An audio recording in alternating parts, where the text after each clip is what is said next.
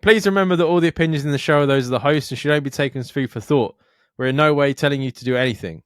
Everything is kept anonymous for the safety of the listeners and no information is shared to anyone else. If you are easily offended by people's opinions or views, then thank you for making it this far, but this is not the podcast for you, so see you later. And please enjoy the rest of the show.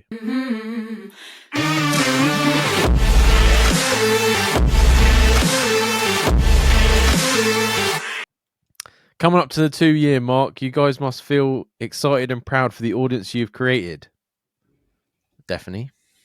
Not for the laziness we've got with our recordings, but... Well, that was a lesson learned yesterday to make sure we're bloody double recording. Normally, after 2 years, people get better with these things, but not Dan Jamie. No, we got complacent.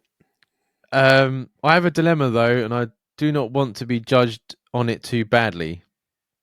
I cheated last month. We had a late Christmas party because we work in hospitality. Fucking crafty old Christmas parties, Jamie. I've always flirted with a woman I work with, but never acted on anything and saw it as pretty innocent. But the works drinks I got on, the beers and some Charlie, and ended up in the woman's bed that night. All the lads think I'm a legend, but all I feel is guilt. The woman I slept with is innocent in this. She didn't know I was in a relationship and is pretty happy with a new relationship she started with someone.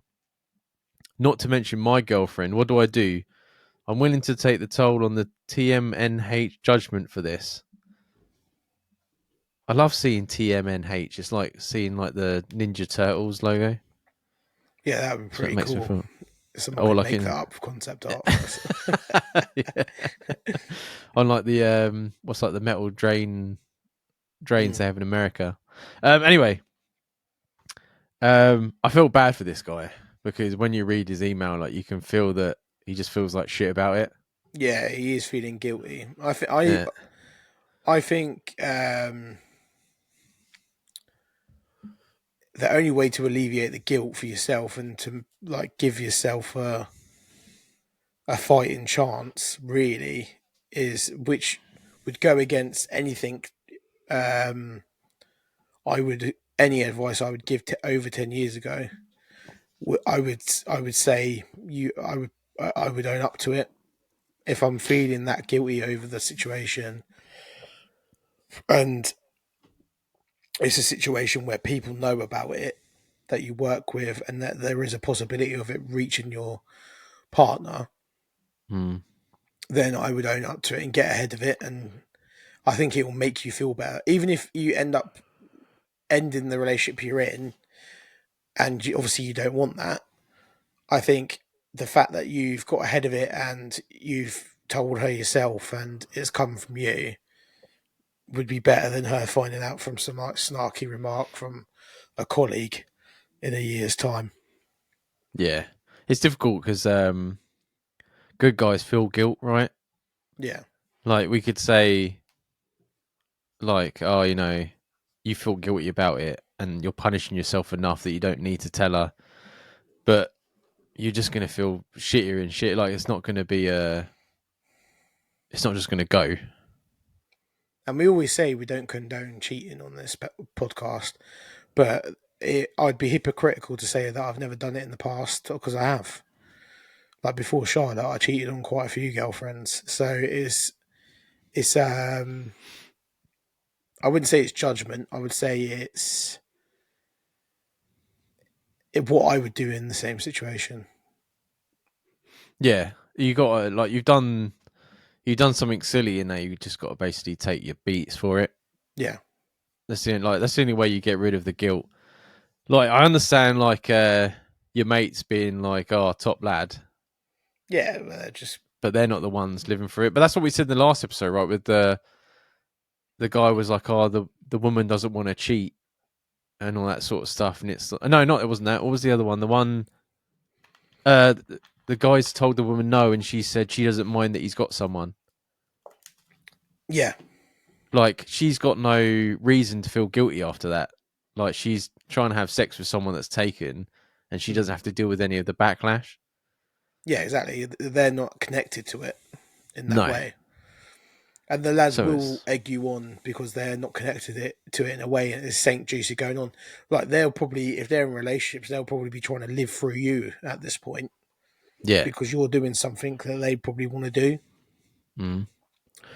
But Yeah. I don't know. I don't think like I just don't think there will be a lot of guilt, a lot of paranoia, and I think you'll end up hurting your partner more if you keep it a secret because it's going to come out eventually. There was something will happen where it will come out eventually, and Yeah. I don't think it's worth the the hurt.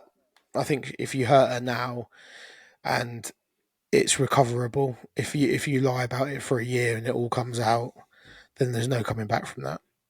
I think I mentioned this before when we were because we've had a few different accidental cheatings and that, and I was like, "There's a difference, right? Like if you're looking for it and you do it and then you hide it, like that's being a scumbag. But if you're at a party or something like that and you get wankered and it happens and then you own up straight away, that shows that you didn't want it to happen, but it did, and you just sort of like you've manned up and gone, this has happened, and I'm going to take whatever's coming. Yeah, I'm pretty sure that there's a big difference between there being previous intention and then there not being previous intention. Hmm. And I think the only person that knows about that is the person that's involved. Yeah. So yeah, I agree. I think yeah, shit Yeah. situation, Oh but you yeah, for brought it on. sure. But it happens, man. Where are these fucking Christmas parties? Like Christmas parties in the UK, and obviously except ones that Jamie went to, are shit. Like I never fucking because obviously you that's how you met Charlotte. Well, end up going out with Charlotte, Mm. but I've never been to a Christmas party that I've really been like that was amazing, and I'm fucking banging women from work. I don't know. I've like even in the recent years, I've had a few Christmas dues that have been a good laugh. Obviously, I didn't do anything with a fucking random from work, but um, I think it depends. If you find a good group at work to go out with, then it can make a big difference. I think as well the workplace is different. Like you always see in America, it's like really boring office blocks, like everyone's in a little cubicle, and then the Christmas party is where they're like they go mental because the company's paying for it and it's in the Yeah, I would office. say there's definitely a lot more of that in the US, like companies paying for dues and stuff. You don't really see that. I work for a company that they every now and then they put a due on, Mm. and then no one turns up to that. We all just go on our separate things that are not work related because obviously you don't want to get in trouble at work, innit? If Yeah. you're Oh yeah, I see what you mean. if you're at the same party as half of the HR team, you're going to be on the fucking best behaviour, aren't you? Unless you work with us. I remember when I first started working at the co-op and Jamie started working, we had a male manager. I can't remember his name, James, Oh yeah, and yeah. then we had this fucking ridiculous Christmas party where we got absolutely wrecked, and he ended up wrestling with one of the supervisors in the toilets because Yeah, they were so hammered. I practice Krav Maga, and he was like Yeah. fucking flipping around in And the then toilets. so yeah, we'd all got like fucking wrecked and hammered, and me and Jamie went in the next day like catatonic. And then he left to go to a bigger store, and the new manager came in, and the first thing he said to her, he was like, "Oh, this is Dan." He's like, he gets really fucking drunk at a Christmas party, and I'm just like, why would you? Why would you say that? Like, what kind of fucking thing you say with that? I was I like, saw thanks. him years later at a conference, Mm. and he was like, "I did not think that you would become a manager after the first Christmas party we did together."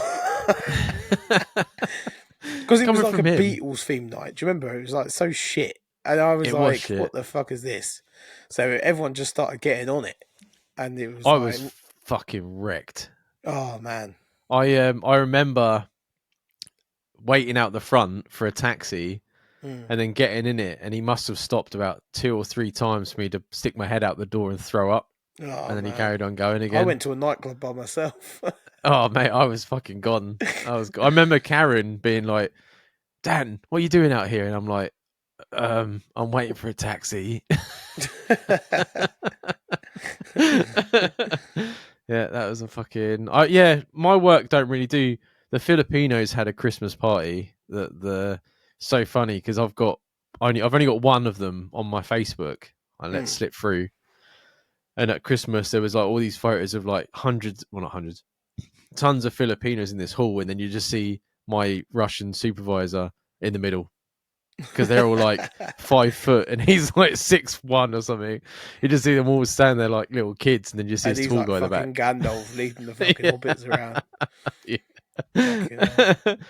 But they had like a fucking whole pig that was spit roasted and shit. You know what I Well, mean? that's It's pretty cool, mental. man. That's Yeah. See what we do. We just go in a pub crawl, but we have like a mixture of some of the guys I've never worked actually with, but they're like guys that we all like have found like a group. Oh yeah. So that's the best thing for it, really. And then you know, no one's going to start some shit on the night out and stuff like that. There's nothing worse. It's happened to me a few times. Going out with a bloke from work, like for a drink or two, and you realise they're a fucking nut job when they've had a drink, and like they're starting on people in the pub, and I'm just sitting there thinking, what am I doing here? Oh, I can't handle it anymore. I'm quite happy just having a couple points then going home. Last time it happened to me, I was in the brace. The guy started smashing up the table next to us. I was like, Jesus what the fuck. fuck? Yeah, I'll be out. I'm done. I was out. Fucking hell. But yeah, like the only advice we can give you, and I think you already knew, was you're gonna have to own up. That's the only way to get rid of it. I mean, you could try and not say anything, but you're just gonna end up paranoid and that sort of thing. You know what I mean? Shit happens, but I think it will affect your mental health. I think it will affect your relationship even worse if you let it run. I think you just need to admit it yeah. and deal with the Um, consequences. sorry we weren't. We didn't have different. But like I said, I think you already knew what we were gonna say. Yeah. But good luck, man. Thank you for emailing in, and we hope you get it sorted.